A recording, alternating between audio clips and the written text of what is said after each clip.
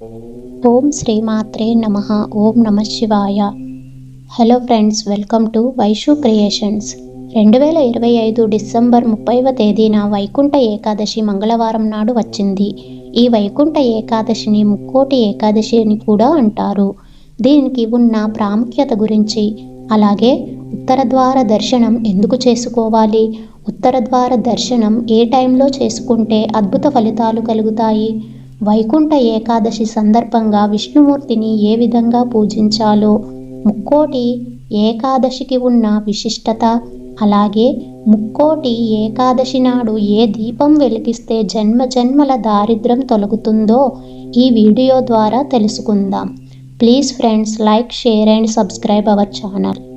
ధనుర్మాసంలో శుక్లపక్షంలో వచ్చే ఏకాదశి వైకుంఠ ఏకాదశి లేదా ముక్కోటి ఏకాదశి అని అంటారు.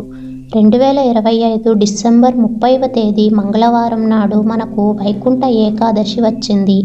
ఈ ఏకాదశికి ముక్కోటి ఏకాదశి, వైకుంఠ ఏకాదశి అని పేర్లు ఎందుకు వచ్చాయంటే, శ్రీ విష్ణువు వైకుంఠంలో ఉత్తర ద్వారముఖంగా 33 కోట్ల మంది దేవతలకు దర్శనం ఇచ్చే రోజు.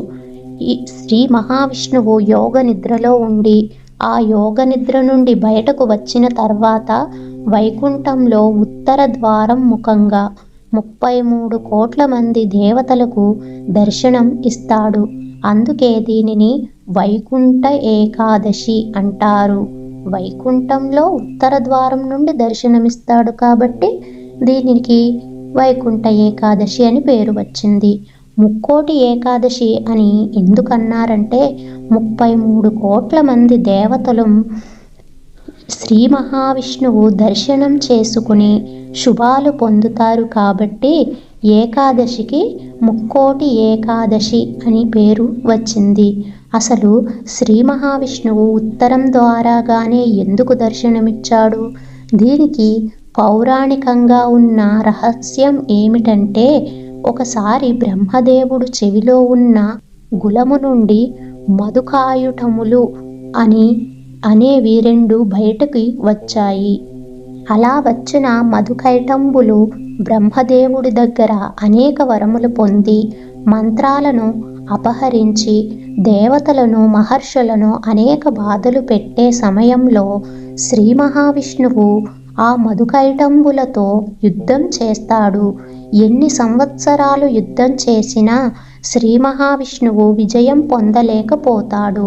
అప్పుడు శ్రీ మహావిష్ణువు మాయతో వారిని జయించాలని తలచి, మీకు ఒక వరం ఇస్తాను, కోరుకోండి అని చెబుతాడు. అప్పుడు అవి గర్వంతో, నువ్వు మాకు వరములు ఇవ్వడం ఏంటి, మేమే నీకు ఇస్తాము, కోరుకో అని అంటారు.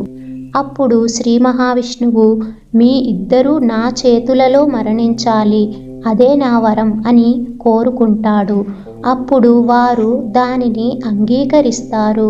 అంగీకరించిన తర్వాత శ్రీ మహావిష్ణువు వారిని సంహరిస్తాడు. ఇచ్చిన మాట వల్ల వారు శ్రీ మహావిష్ణువు చేతిలో హతమైపోవడం వల్ల వాళ్ళకి పుణ్యం కలిగి వారు వైకుంఠం చేరుకుంటారు. వైకుంఠానికి వెళ్ళేటప్పుడు ఉత్తర ద్వారం ముఖంగా వారు వైకుంఠానికి చేరుకుంటారు. అలా వెళ్ళగానే వారికి సత్వర గుణం వచ్చేస్తుంది. వాళ్ళ మనసు మారిపోతుంది. అప్పుడు వాళ్ళు శ్రీ మహావిష్ణువుకి నమస్కరించి, మేము ఉత్తర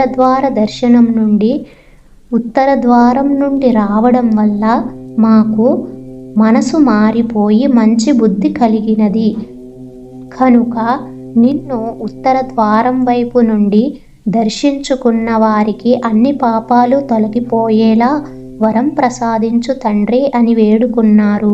అప్పుడు విష్ణుమూర్తి తదాస్తు అని పలుకుతాడు. ఆ రోజే వైకుంఠ ఏకాదశి. ఆ రోజు నుండి విష్ణుమూర్తి మధుకైటంబుల వరం ప్రకారం ఉత్తర ద్వార దర్శనం ముక్కోటి దేవతలకు అందిస్తున్నాడు. అందుకే ముక్కోటి ఏకాదశి నాడు మనమందరం విష్ణువుకు సంబంధించిన ఏ ఆలయమైనా ఆ రోజు ఉత్తర ద్వార దర్శనం చేసుకుంటాం. ఈరోజు అరుణోదయ సమయంలో విష్ణుమూర్తిని దర్శించుకోవడం శుభప్రదం. అరుణోదయం అంటే సూర్యుడు ఉదయించడానికి ముందు కొన్ని సెకండ్ల సమయం. ఆ సమయాన్ని అరుణోదయం అంటారు. అలా కుదరని వారు ఆ రోజున ఏ సమయంలోనైనా విష్ణుమూర్తిని ఉత్తరముఖ ద్వారంగా తన ద్వారా ముఖంగా దర్శనం చేసుకోవచ్చు. ఇక ముక్కోటి ఏకాదశి చేయవలసిన పూజలు, పాటించవలసిన నియమాల గురించి తెలుసుకుందాం. నియమాలలో ప్రధానంగా 5 నియమాలు ఉన్నాయి. మొదటిది అసత్యం పలకకూడదు. రెండవది కోపం పడకూడదు. మూడవది మీ ఇంటి ఆవరణలో ఉన్న పూలతోనే పూజించాలి. నాలుగవది గరుడధ్వజ దీపాన్ని వెలిగించాలి. గరుడధ్వజ దీపం అంటే నారాయణుడికి సంబంధించిన గుడిలో, అంటే రాముడు, కృష్ణుడు, వెంకటేశ్వరుడు అలా నారాయణుడికి సంబంధించిన గుడిలో ఉత్తర ద్వార దర్శనం చేసుకున్న తర్వాత ఆ గుడిలో ఉన్న ధ్వజస్తంభం దగ్గర దీపం పెట్టాలి. అలాగే 5వ నియమం ఏంటంటే విష్ణువుకు సంబంధించిన ఆలయంలో పండ్లను లేదా వెన్నపూసను దానం చేయాలి. అలాగే వైకుంఠ ఏకాదశి నాడు ఉపవాసం ఉండి ద్వాదశి నాడు ఎవరికైనా భోజనం పెట్టి భోజనం చేస్తే ముక్కోటి ఏకాదశులు చేసిన ఫలితం లభిస్తుంది. మనకి సంవత్సరంలో 24 ఏకాదశులు ఉంటాయి.